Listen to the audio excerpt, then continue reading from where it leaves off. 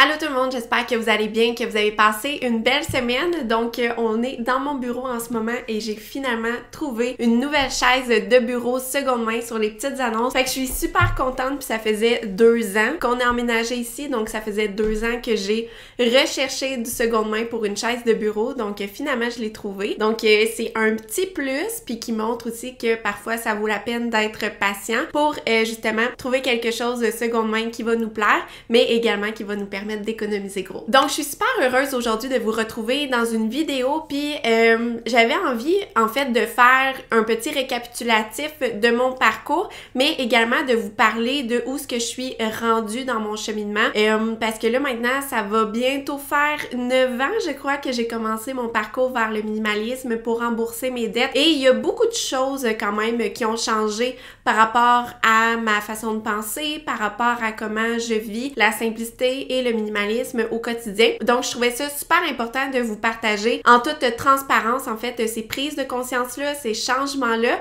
mais également vous montrer que n'importe quel parcours dans la vie évolue et c'est tout à fait normal. Donc, pour commencer, je vais vous parler vraiment par année, qu'est-ce qui s'est ajouté dans mon cheminement, qu'est-ce que j'ai accompli, qu'est-ce qui a changé pour finalement arriver à aujourd'hui, comment je le vis et vers quoi je m'en vais dans le futur. Donc, pour commencer, mon cheminement a commencé en 2015. Donc, de 2015 à 2018, c'est vraiment là qu'il y a eu le plus gros changement, le gros bing bang de changement dans ma vie. Donc, comme vous le savez, pendant ces années-là, j'ai commencé à dépenser moins, à revoir mon budget, à appliquer plus de minimalisme dans ma vie, ayant passé de la surconsommation au minimalisme. Donc, il y a eu énormément de changements pendant cette période-là, mais c'est également pendant 2015 à 2018 que ça a vraiment été un accélérateur de tout mon cheminement, puis c'est là que j'ai remboursé mes dettes, que j'ai fait énormément de désencombrement.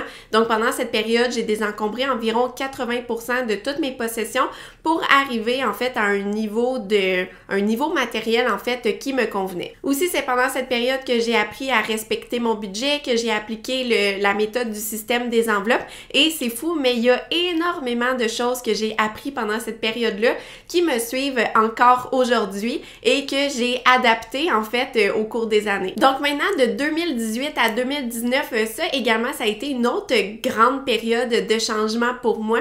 Donc c'est en mars 2018, il me semble que j'ai remboursé l'entièreté de mes dettes, mais même si j'avais remboursé mes dettes, j'ai continué en fait de vivre bien en dessous de mes moyens pour reconstruire en fait ma santé financière. C'est pendant ce moment-là aussi que j'ai quitté mon emploi de salarié pour vraiment me consacrer entièrement au blog. Donc ça aussi également, ça fait plusieurs années maintenant que je travaille exclusivement pour le blog, que je m'occupe de vous créer des contenus toutes les semaines et de continuer de vous inspirer dans votre propre parcours en documentant en fait tout ce que je fais au quotidien pour dépenser moins, mais surtout construire ma santé financière puis retourner à l'essentiel et vivre simplement. Donc pendant cette période-là de 2018 à 2019, je me suis vraiment concentrée sur épargner. Donc les années auparavant, j'ai vraiment appris à respecter un budget, vivre en dessous de mes moyens et rembourser mes dettes, mais 2018 à 2019, j'ai épargné massivement. Donc, j'ai continué de vivre comme si j'étais encore aux études, comme si j'avais un très petit salaire. Donc, ça m'a permis d'épargner énormément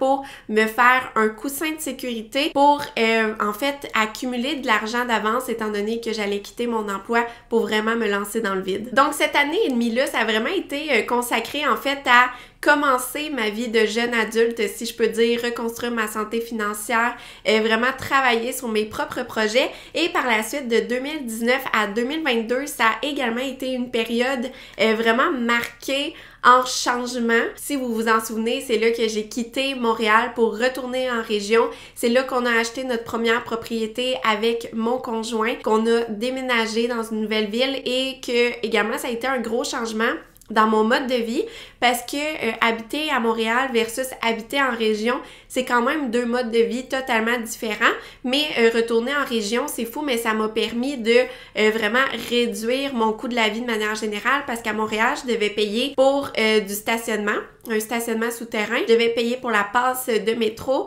mais également à Montréal, qu'est-ce que je trouvais, c'est que chaque fois que je sortais de chez moi, obligatoirement, ça allait me coûter des sous, alors qu'ici, en région, je peux facilement faire plusieurs jours sans dépenser. Donc, somme toute, ça a été une différence notable sur mon budget. Je crois que ça me coûtait environ 400 $ de moins par mois lorsque je suis partie de Montréal pour déménager en région. Également, de 2019 à 2022, ça a vraiment été une période où je me suis concentrée davantage sur ma garde-robe. Donc, j'avais déjà fait un cheminement concernant mes finances personnelles, concernant mes achats, consommer moins, consommer mieux, mais pendant cette période-là, étant donné que je m'étais déjà améliorée sur plusieurs points, je voulais vraiment me concentrer sur l'habillement, sur les vêtements. Donc, en fait, pendant cette période-là, c'est vraiment là que j'ai commencé à acheter davantage des vêtements seconde main, que ce soit dans les friperies, dans une boutique d'échange de vêtements ou encore sur les petites annonces sur Marketplace. Donc, j'ai vraiment transformé ma garde-robe à ce moment-là et également pour la garde-robe, j'ai commencé à consommer moins mais mieux en achetant davantage des vêtements québécois. Puis ça d'ailleurs, c'est quelque chose que je mentionne régulièrement, mais de transformer sa vie un peu comme ça au fil du temps, ça se fait pas du jour au lendemain. Puis moi, c'est vraiment une approche que j'adopte beaucoup dans mon cheminement, dans le sens que je pars pas d'un extrême à l'autre. Donc, je me dis pas, OK, je veux que ma garde-robe soit entièrement éco-responsable, seconde main, donc je jette tous les vêtements que j'ai pour les remplacer, pas du tout, mais c'est au fil du temps, saison par saison, j'achetais 2-3 vêtements québécois que je venais compléter avec environ 5 morceaux seconde main. Donc au fil du temps, j'ai vraiment transformé ma garde-robe et d'ailleurs, c'est quelque chose que je vous parle dans mon livre « Faire plus avec moins » concernant l'habillement. Donc aujourd'hui, ma garde-robe, je trouve que le changement a tellement été marquant. Pour moi, c'est vraiment une belle fierté. Donc, c'est comme quoi, en appliquant des changements et en se fixant des objectifs, eh bien, on finit par les atteindre. Donc, pendant 2019 à 2022 aussi, j'ai fait plus d'achats réfléchis. Donc, maintenant, j'attends souvent des longues périodes de temps avant d'acheter quelque chose et je me pose toujours les bonnes questions. Et finalement, encore de 2019 à 2022, je vis bien en dessous de mes moyens. Je continue de vivre comme avant parce que je veux rattraper le temps perdu concernant mes finances personnelles et je veux construire en fait ma santé financière pour faire des investissements pour le futur. Donc, on peut vraiment voir que depuis 2015 à 2022, il y a vraiment eu une belle évolution puis j'ai vraiment appliqué des changements au fil du temps pour transformer ma vie, pour la rendre un peu plus à mon image et selon mes rêves. Et aussi, au travers de ça, on pourrait ajouter plein de choses là, comme l'activité sportive que j'ai incorporée en fait à mon mode de vie, que je fais encore toujours gratuitement. Donc ça, de toute façon, je documente le tout depuis bien des années, donc vous êtes probablement au courant de tous ces changements. Mais bref, tout ça m'amène à aujourd'hui, qu'est-ce qui se passe aujourd'hui? Quelles sont mes réflexions ces jours-ci? Puis comment je vois ma vie pour les années à venir? Donc maintenant, aujourd'hui, là, mes objectifs financiers, c'est d'épargner 50% de mes revenus nets tous les mois. Étant travailleur autonome, mes revenus fluctuent énormément. Parfois, il y a des mois que je vais gagner un peu plus d'argent, il y a des mois que je vais gagner bien moins d'argent. Donc, c'est essayer en fait de trouver un équilibre tous les mois pour atteindre cet objectif-là, d'épargner 50% de mes revenus nets. Et si j'épargne 50% de mes revenus, c'est vraiment dans le but de vivre en dessous de mes moyens, ne pas dépenser plus que ce qui est nécessaire, mais également pour faire des investissements pour ma santé financière future. Donc, mes projets financiers, je vous en ai parlé dernièrement, mais c'est d'acheter une nouvelle propriété. Également, c'est d'avoir des sommes en bourse pour faire fructifier mon argent, des placements bancaires et ainsi de suite. Investir également dans mon entreprise, si je peux dire, vivre avec moins. Investir en moi également en faisant des cours, des formations en ligne, des coachings en ligne. Donc, c'est toutes des choses qui vont m'amener à croître en tant que personne. Donc, aussi, là, une réflexion que je veux vous partager puis qui me vient beaucoup ces derniers temps, c'est l'esprit de manque vers un esprit d'abondance. Donc là, maintenant, ça fait 8 ans que je suis vraiment dans un esprit de manque dans le sens que j'ai eu des dettes, j'avais pas beaucoup de revenus, je voulais vraiment rembourser mes dettes, j'ai vraiment diminué mes dépenses à un minimum en faisant des épiceries parfois de 20$ par semaine. Donc, je trouve que ça fait maintenant vraiment longtemps que je suis vraiment dans un esprit de manque. Je sais pas si vous comprenez ce que je veux dire, mais je veux vraiment en fait transformer cette manière de penser-là, cette manière de vivre-là vers un esprit d'abondance. Donc, c'est pas du tout la même façon de penser. On va pas aborder les choses dans la vie de manière similaire. Donc, un bon exemple, c'est lorsqu'on pense à un esprit de manque, puis qu'on doit payer une facture qui coûte par exemple 100$, eh bien on va se dire « Ah, j'aurais préféré dépenser cet argent-là pour autre chose. Ah, ça me fait un peu chenoute de dépenser 100$ pour telle chose. » Alors que lorsqu'on traverse dans un esprit d'abondance, on va plutôt être dans la reconnaissance parce qu'on va dire « Wow, j'ai la chance d'avoir les sous pour payer une telle facture. » Donc ça, c'est fou, mais c'est vraiment comme dans les énergies, puis dans la façon d'approcher en fait l'argent. Puis en fait, je suis une fille sur les réseaux sociaux et elle dit que l'argent c'est vraiment un échange d'énergie. Puis pour moi, ça l'a beaucoup résonné parce que justement, ça commence à me peser lourd en fait de toujours être dans un esprit de manque, de tout le temps compter, tout le temps réfléchir, tout le temps compter les sous vraiment à la scène près. Donc, cette année, dans la prochaine année, je veux vraiment essayer d'aller plus dans un esprit d'abondance, mais ça veut pas dire que je vais dépenser mes sous sans compter. C'est tout simplement de voir l'argent, de voir le budget d'une façon beaucoup plus positive et de voir en fait quel effet ça va avoir sur mon budget au quotidien, quel effet ça va avoir sur ma vie également. Parce que dans une optique d'énergie, on dit que le positif, la pensée positive attire le positif. Donc, je veux vraiment tester en fait cette technique-là dans ma propre vie et voir où est-ce que ça va me mener. Donc ça, probablement, là, dans les semaines à venir, vous allez voir peut-être la différence sur mes réseaux sociaux. Je pense particulièrement à ma page Instagram. Donc, je pense que je vais vraiment aborder les finances personnelles de façon beaucoup plus positive, d'une façon beaucoup plus abondante et j'espère que ça va vous inspirer ou que ça va avoir un effet sur vos propres finances personnelles. Également, aujourd'hui, où ce que j'en suis dans mon parcours, c'est que ma santé financière, elle est bien construite. Donc, je trouve que je suis très bien partie. Donc, je suis à l'aube de ma trentaine, puis je trouve que ces dernières années, j'ai vraiment travaillé fort, j'ai vraiment travaillé dur pour construire ma santé financière, puis c'est vraiment une belle fierté pour moi. Ça n'a pas été toujours facile, vous m'avez suivi toutes ces années. J'ai vraiment mis les efforts, mais je trouve que c'est vraiment la preuve que lorsqu'on fait des actions tous les jours pour atteindre ses objectifs, eh bien, ça finit par payer. Donc maintenant, concernant mes finances personnelles, j'ai vraiment un bon fonds d'urgence. J'ai commencé à faire des placements également qui commencent à devenir un peu plus importants. J'ai une première propriété locative également qui génère des revenus passifs et également dans les mois futurs, dans les années futures, je vais faire d'autres actions pour faire des investissements pour continuer dans cette voie. Puis si je fais tout ça, en fait, c'est vraiment pour devenir libre financièrement. Donc, vous avez probablement vu ça ces dernières années, le mouvement de prendre sa retraite à 40 ans, prendre sa retraite hâtivement et tout. Puis moi, c'est pas un objectif en tant que tel de prendre ma retraite à un âge X, mais c'est plutôt la liberté qu'apporte un mode de vie. Donc, à partir du moment qu'on a assez de sous en banque, qu'on a fait assez de placements, qu'on a fait assez d'investissements, eh bien, c'est qu'on a une plus grande liberté de choix au quotidien. Si on veut prendre un mois de vacances, on peut. Si jamais on veut prendre une année sabbatique, on peut également.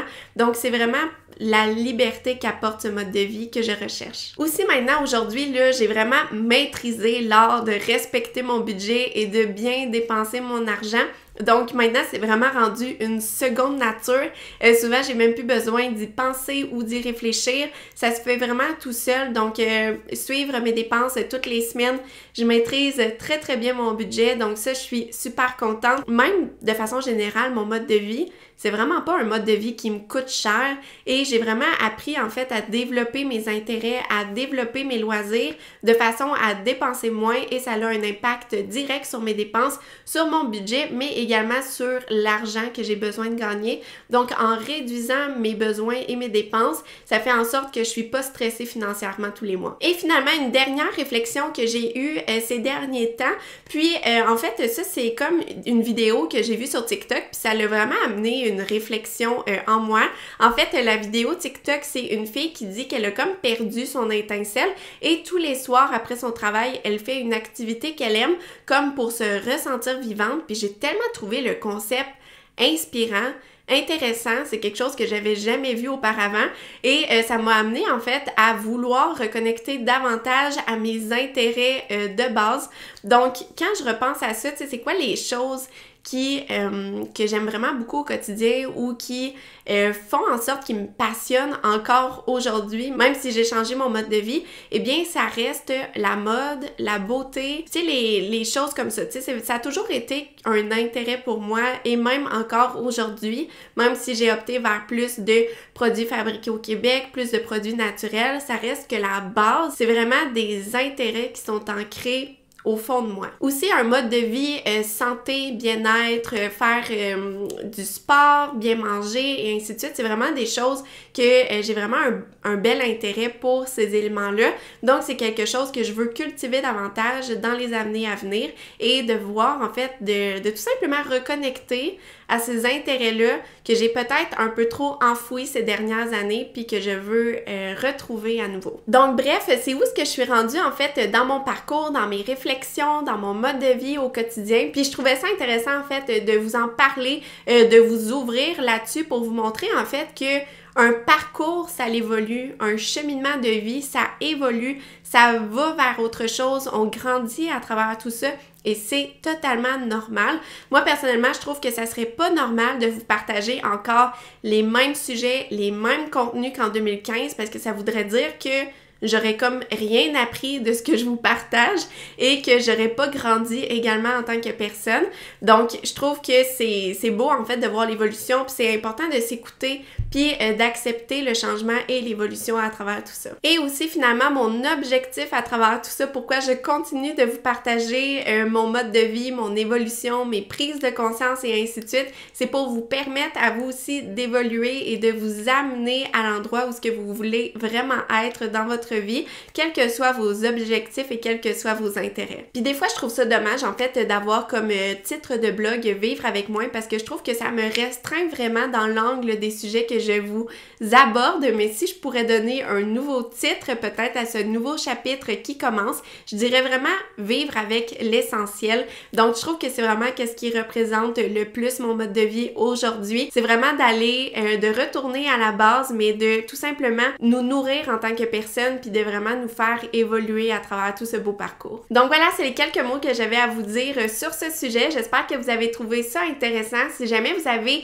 des réflexions, des questions ou quoi que ce soit par rapport à mon cheminement ou même par rapport peut-être à votre propre expérience par rapport au cheminement de la simplicité et du minimalisme, n'hésitez surtout pas à me le partager dans les commentaires. Et sinon, avant de se quitter, n'oubliez pas de cliquer j'aime si vous avez apprécié cette vidéo et n'hésitez pas de parler de mon blog à vos amis, à votre famille ou à des personnes qui pourraient être intéressées. Donc voilà, merci beaucoup tout le monde et on se retrouve la semaine prochaine dans une nouvelle vidéo. Bye!